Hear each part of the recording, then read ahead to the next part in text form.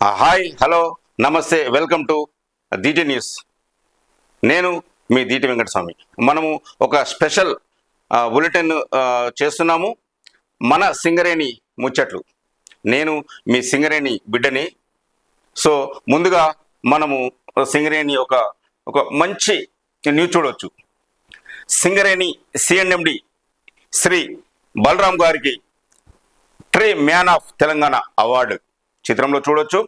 Singareni CNMD Balaram గారికి award అందజేస్తున్న green maple foundation సభ్యులు.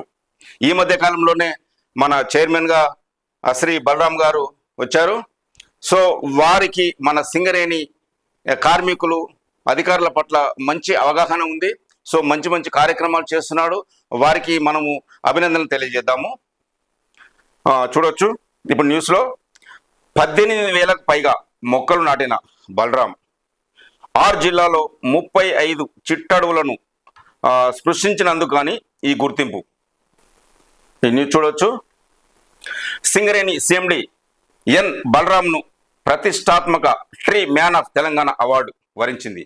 Green maple foundation హైదరాబాద్లో నిర్వహించిన కార్యక్రమంలో ఆయనకు ఈ అవార్డును అందజేశారు. సింగరేణిని పర్యావరణ రహిత సంస్థగా మార్చడమే కాకుండా అందరిలో పర్యావరణ స్ఫూర్తిని పెంపొందించేందుకు బలరాం గారు 18,000కు పైగా మొక్కలు నాటారు. రాష్ట్రంలోని 6 జిల్లాల్లో 35 అడవులను స్పృశించారు. ఇందుకు గుర్తింపుగా ఆయనకు ఈ అవార్డు అందించారు. దేశంలో పర్యావరణ పరిరక్షణకు కృషి చేస్తున్న ప్రభుత్వ ప్రైవేటు రంగ సంస్థలు ప్రభావశీల వ్యక్తులను గ్రీన్ మ్యాపుల్ ఫౌండేషన్ ఏటా ఈ అవార్డు అందిస్తున్నది. ఈ సందర్భంగా బలరాం మాట్లాడుతూ బొగ్గు ఉత్పత్తి చేస్తున్న తమ సంస్థ నిబంధనల ప్రకారం పచ్చదనాన్ని కాపాడడానికి అనేక కార్యక్రమాలు చేపడుతుందన్నారు. సింగరేణి వ్యాప్తంగా 6 కోట్లకు పైగా మొక్కలు నాటామని చెప్పారు. సంస్థ చేస్తున్న పర్యావరణ రహిత చర్యలకు ఇప్పటికే కార్బన్ స్క్రూటాలిటీ కంపెనీగా CMPDI గుర్తించిందని తెలిపారు. ప్రతి అడుగు పచ్చదనం నినాదంతో సింగరేణిలో మొక్కలు నాటే యజ్ఞాన్ని కొనసాగిస్తున్నారు సింగరేణి CNMD ఈ బలరాం గారు. సింగరేణి వ్యాప్తంగా ఎక్కడ ఖాళీ స్థలం కనిపించినా మొక్కలు నాటుతున్నారు. సింగరేణిలో ఈ ఏడాది 40 లక్షల మొక్కలు నాటుతామని వారు చెప్పారు. విద్యార్థుల్లో పర్యావరణ స్ఫూర్తిని పెంపొందించేందుకు వీలుగా సింగరేణి పాఠశాలలో పర్యావరణ సిలబస్ను బోధిస్తున్నామని, ప్రతి క్లాసులోనూ గ్రీన్ క్యాప్టెన్ను నియమించి పర్యావరణ రక్షణపై విద్యార్థులు అవగాహన కల్పిస్తున్నామని సింగరేణి CMD బలరాం గారు పేర్కొన్నారు. అదేవిధంగా మనం ఇంకో న్యూస్ చూడొచ్చు.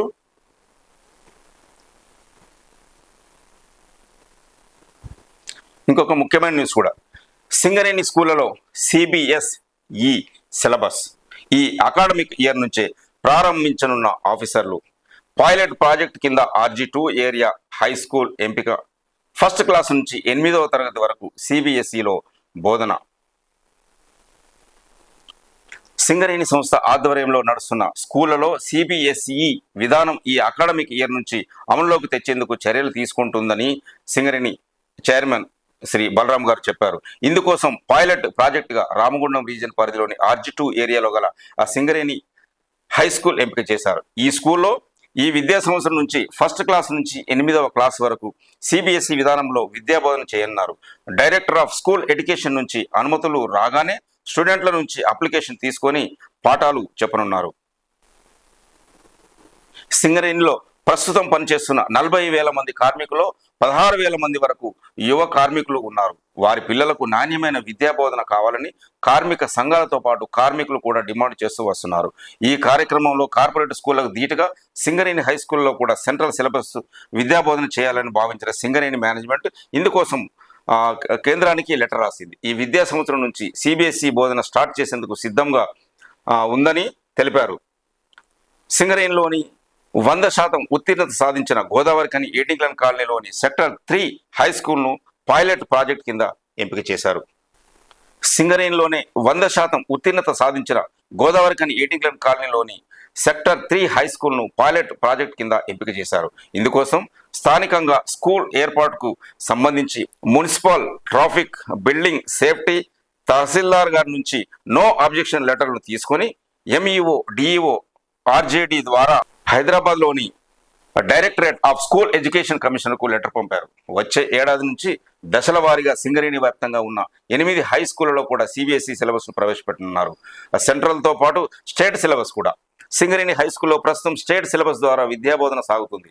అయితే ఫస్ట్ క్లాస్ నుంచి 8వ తరగతి వరకు సిబిఎస్ఈ సిలబస్ను ప్రవేశపెడుతున్నప్పటికీ ఇందులో చేరడానికి ఆసక్తి చూపిన స్టూడెంట్లకు స్టేట్ సిలబస్లోనే విద్యాబోధన కొనసాగిస్తారు.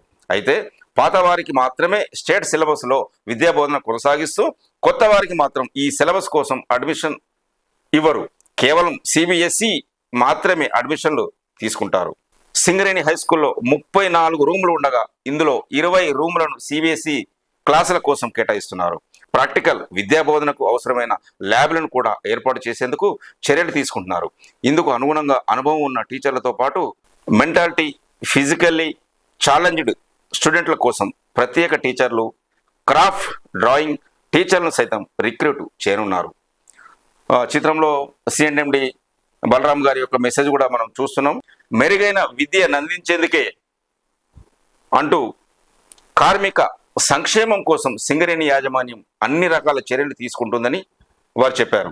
కార్మికులు, ఉద్యోగులు, ఆఫీసర్ల పిల్లలకు సిబిఎస్ఈ సిలబస్లో విద్యాబోధన చేయడానికి కార్మిక సంఘాల నుంచి వచ్చిన విజ్ఞప్తుల మేరకు చర్యలు తీసుకుంటామని చెప్పారు.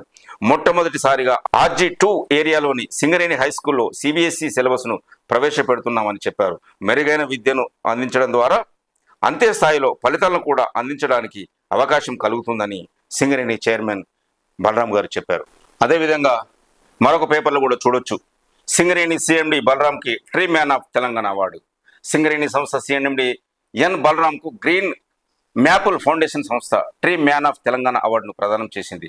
హైదరాబాద్లో శనివారం రాత్రి నిర్వహించిన గ్రీన్ మ్యాపుల్ ఫౌండేషన్ 2024 అవార్డుల ప్రధానోత్సవంలో ఫౌండేషన్ ఎండి ఆశుతోష్ వర్మ, ఎన్టీపీసీ, ఇతర ప్రభుత్వ రంగ సంస్థల ఉన్నతాధికారులు బలరాంకు ఈ అవార్డును అందజేశారు. దేశంలో పర్యావరణ పరిరక్షణకు కృషి చేస్తున్న ప్రభుత్వ, ప్రైవేటు కంపెనీలు, ప్రభావశీల వ్యక్తులకు ఫౌండేషన్ ఏటా ఈ అవార్డులు అందిస్తుంది. చిత్రంలో చూడొచ్చు. టీ మ్యాన్ ఆఫ్ తెలంగాణ పురస్కారం అందుకుంటున్న సింగరేణి చైర్మన్ శ్రీ బలరాం గారు. సింగరేణి మొక్కల గని. అడవిని తలపిస్తున్న ఈ ప్రాంతం సింగరేణి పరిధి రామగుండం ఏరియాలో బొగ్గు తవ్వకం తాలూకు మట్టి కుప్పలు నిండిన ప్రదేశం అంటే నమ్మగలమా? కానీ అదే వాస్తవం. సింగరేణి సంస్థ బొగ్గు ఉత్పత్తిలోనే కాదు, పర్యావరణ పరిరక్షణలోనూ ఆదర్శంగా నిలుస్తుంది. ఇందుకు ఈ చిత్రమే మనకు నిదర్శనం. ఈ సింగరేణి సంస్థ ఖమ్మం, భద్రాద్రి, కొత్తగూడెం, పెద్దపల్లి, మంచిర్యాల, కొమరం భీం, భూపాలపల్లి జిల్లాలో 11 ఏరియాల్లో సింగరేణి గనులు విస్తరించాయి. వాటి పరిధిలో బొగ్గు ఉత్పత్తి చేపట్టిన ప్రాంతాలు, కార్మికుల వాడలు, ఉపరితల గనుల త్రవ్వకాల ద్వారా వెలికితీసిన మట్టి కుప్పలపై ఏటా వర్షాకాలంలో 10 లక్షలకు పైగా మొక్కలు నాటుతుంది సింగరేణి యాజమాన్యం. ఈ పెరిగే విధానం ఆధారంగా గుత్తేదారులకు బిల్లులు చెల్లిస్తుంది. ఆయా ప్రాంతాల్లోకి మూగజీవాలు వెళ్లకుండా కందకాలు తవ్వడం, చుట్టూ కంచె ఏర్పాటు చేయడం వంటి చర్యలు కూడా చేపడుతుంది.